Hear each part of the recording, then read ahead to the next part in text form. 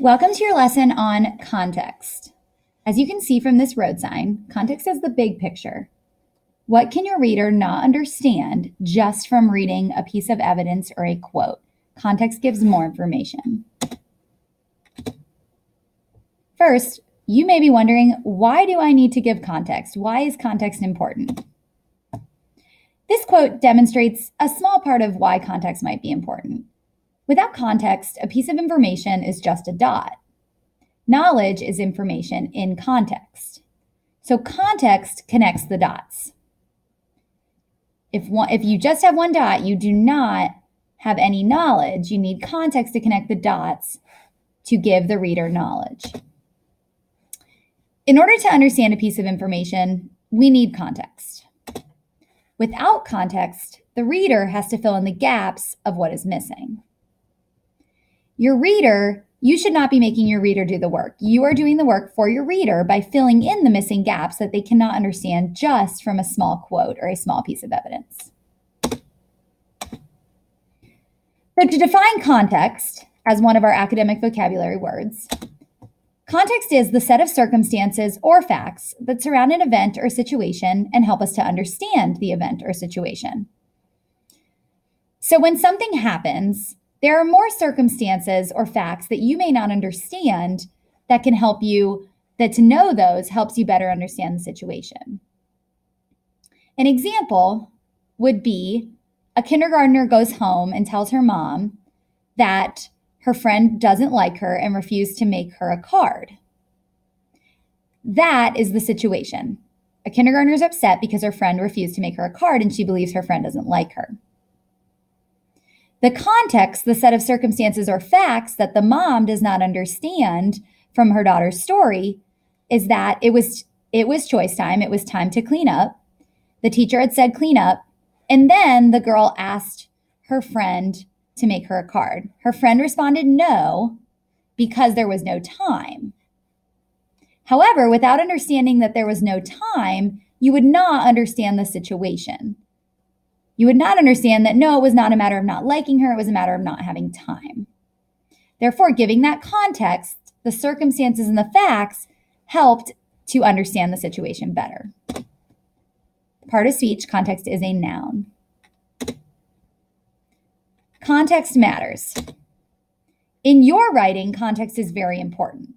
As you know, context is part of the explanation in race responses. So it helps you to explain how your evidence supports your answer to your reader.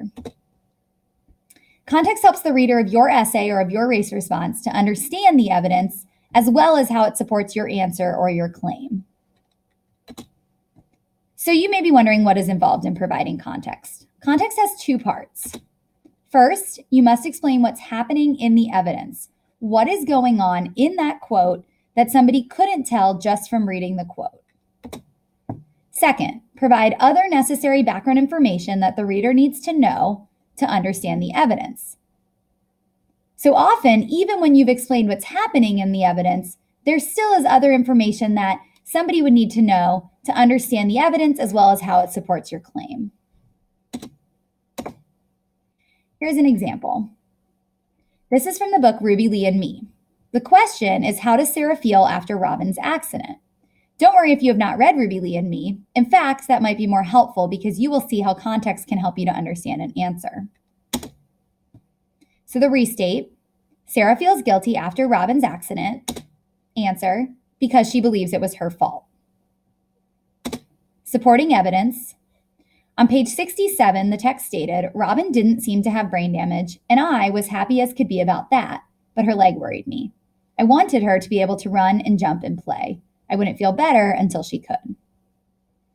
So this is the evidence that I selected to support my answer that Sarah feels guilty because she believes the accident was her fault. Now, if you have not read Ruby Lee and Me, you don't know who's saying this. You don't know who Robin is. You don't know what's happened to Robin. So I now need to provide context for this piece of evidence to help you, the reader, understand my answer. So 2 parts of context. First, what is happening in the quote?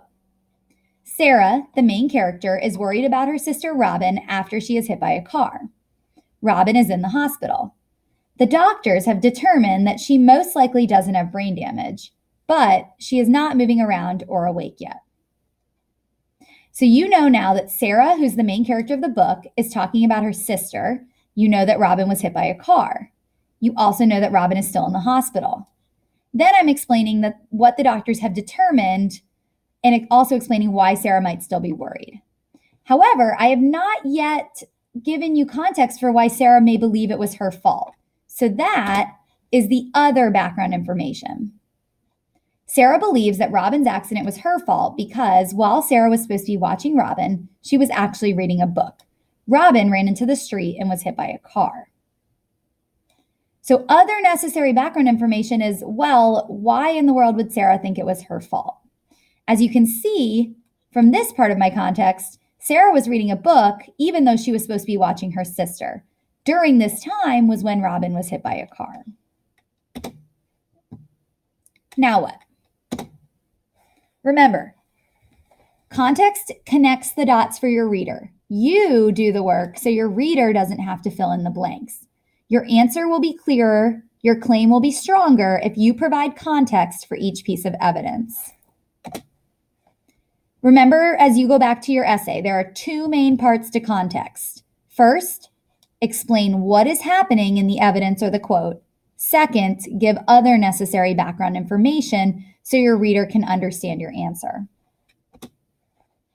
Now, return to OneNote, follow the directions to provide context for each piece of evidence that you have already selected in your essay. Please let Ms. Link or Ms. Shore know if you have any questions.